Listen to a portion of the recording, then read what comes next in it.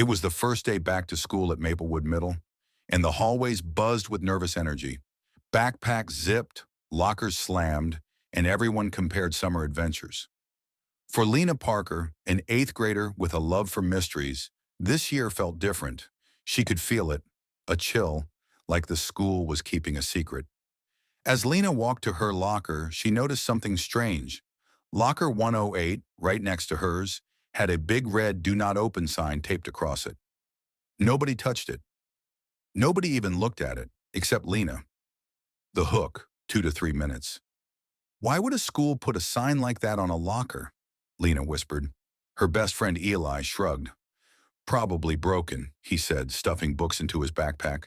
But when Lena leaned closer, she noticed something odd. The padlock wasn't broken. It was brand new. And taped beneath the warning sign was a tiny scrap of paper with numbers, 926. Eli, that looks like part of a combination, Lena whispered. Eli groaned. Lena, don't start. It's the first day. Can we just get to class without becoming detectives? But Lena couldn't stop thinking about it. Why hide a locker? Why leave a clue? Rising action, 5 to 6 minutes. That night, Lena researched the school's history. Buried in old news articles, she found something chilling.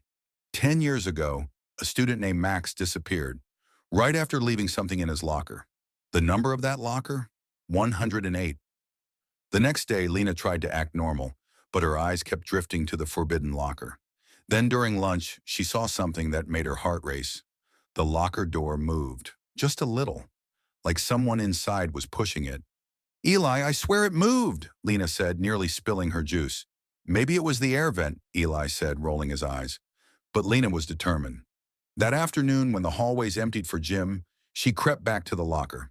She pulled on the lock, and for a split second, she thought she heard a sound, a faint tap, tap, tap, from inside. Climax, 5 to 6 minutes. Her hands shook as she twisted the lock. She had the first 3 digits from the paper, but 3 numbers weren't enough. Then she noticed something. The warning sign's tape had tiny pen marks on it, like scratches. They looked like 2, 4, and 8. Could that be the rest of the combo? Click. The lock opened. Lena's breath caught. She swung the door open slowly and gasped. Inside was a notebook. Not just any notebook. It was old, leather-bound, and covered in dust. On the first page, in shaky handwriting, were the words, If you're reading this, I need your help. They're coming back. Suddenly, the lights in the hallway flickered. The locker door slammed shut behind her with a loud clang. Lena whipped around and froze. At the end of the hall stood a tall figure in a dark hoodie. Slowly, they began to walk toward her. Falling action, 3 to 4 minutes. Lena grabbed the notebook and bolted. Her sneakers squeaked on the linoleum as the footsteps behind her grew faster. She ducked into the science lab, heart pounding. The hooded figure stopped outside the door. Silence. Then a whisper. Stay out of locker 108. The footsteps faded away. When Lena finally dared to look out, the hallway was empty. Ending and set up for next time, 2 to 3 minutes. That night, Lena opened the notebook. It was full of strange sketches, maps of the school, coded messages, and a drawing of something that looked like a hidden room beneath the gym. On the last page, it said, If they find this, it's too late. Trust no one. Stay back to school, and Max had one goal. Don't get in trouble on day one. Simple, right? He wore clean clothes, mostly, packed a snack, half a Pop-Tart, and even combed his hair. Kind of. As Max walked into class, he smiled at the teacher and took a deep breath. This year would be different. The teacher said, Good morning. Let's go around and share something fun you did over summer. Max panicked. Everyone else went to beaches, theme parks, or cool places. All Max did was stay home and accidentally microwave a sock. So when it was his turn, Max blurted out, Over summer, I trained a squirrel army, and now I control the park. The class went silent. The teacher raised an eyebrow. Then Max added, They only attack people who litter. Suddenly, the principal appeared in the doorway. Max, we need to have a talk. Apparently, over summer, there were several reports of rogue squirrels chasing people with empty soda cans. Max smiled. Day one. Nailed it. shouted when Toby accidentally pressed the wrong button on the school intercom. Instead of asking to go to the nurse, his voice boomed across the entire building. This is Toby Jenkins. I have a weird rash, and my left eyebrow won't stop twitching.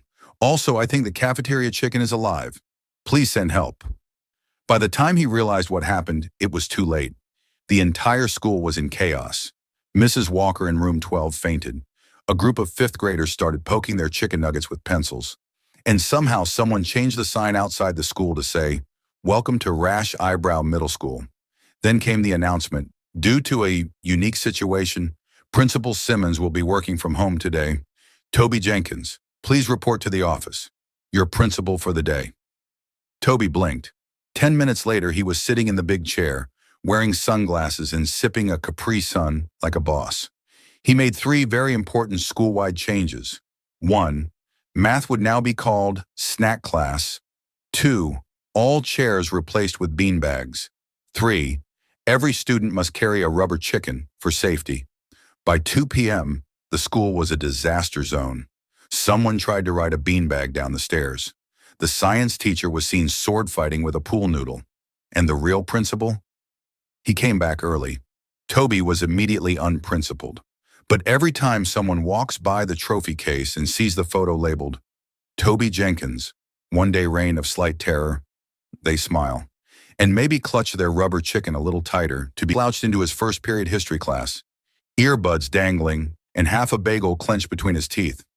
He was running on 5 hours of sleep and 0 motivation. The moment he stepped inside, he knew something was off. Everyone was silent. No usual chatter, no TikTok recaps, just papers, pencils, and stressed-out faces. "Clear your desks," Mr. Halbrook said, handing out stapled packets. "Time for the unit test." Jason froze. Test? What test? He sat down slowly, heart sinking like a stone. He vaguely remembered something about the Industrial Revolution last week, but he hadn't reviewed a single thing. His phone had eaten up most of his weekend. Doom scrolling, gaming, group chats. The packet hit his desk with a thud.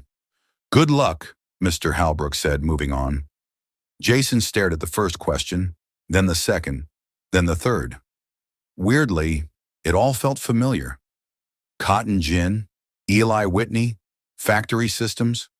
Somehow the answers bubbled up in his brain, as if the info had been waiting quietly for the right moment to shine.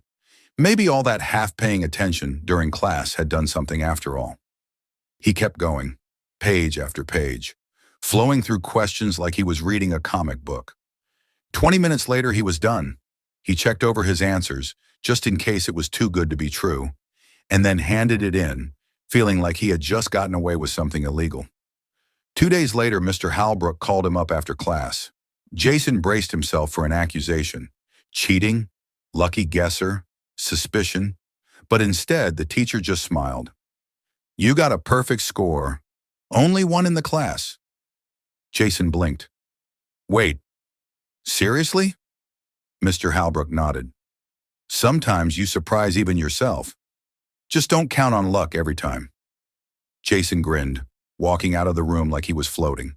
From that day on, he still didn't study much, but he did start listening more in class. Just in case. Mateo sat on the grass under the big oak tree in the park, a notebook between them and a half-eaten bag of chips nearby. "So are we doing the cake before or after the surprise yell?" Mateo asked, chewing thoughtfully. Lena rolled her eyes, flipping open the notebook. "Mateo, we've gone over this. First we yell surprise, then we eat cake. Otherwise, what's the point of hiding?" "Oh, right," Mateo grinned. "I just want to make sure we don't mess it up. It's Jasmine's 16th birthday. It has to be perfect."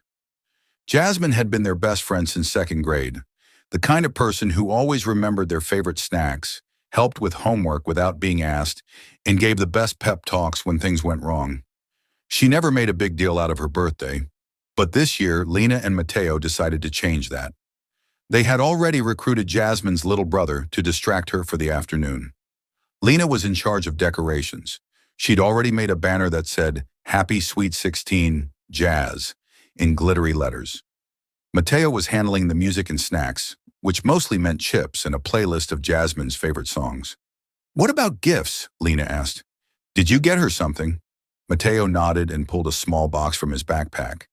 Inside was a friendship bracelet he had made, with tiny beads that spelled J plus L plus M. She's gonna cry, Lena said, smiling. I hope it's the happy kind, Mateo replied.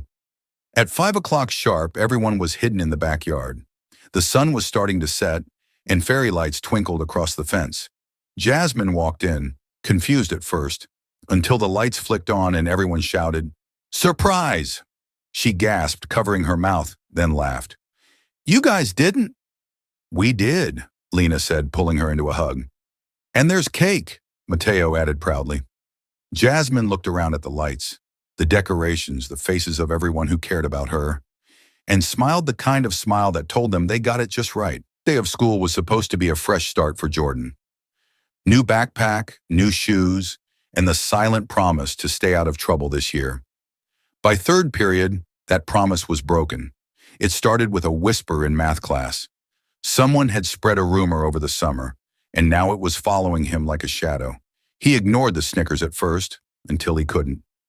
One smart remark led to another, voices rose, and suddenly a desk flipped over like a domino of bad decisions. The principal's office smelled like old coffee and disappointment. Jordan, Mrs. Lane said, tapping her pen, it's literally the first day. I know, he muttered, staring at the floor. Guess I set a record. Suspended before lunch, back home with a note for his parents and a head full of anger and regret.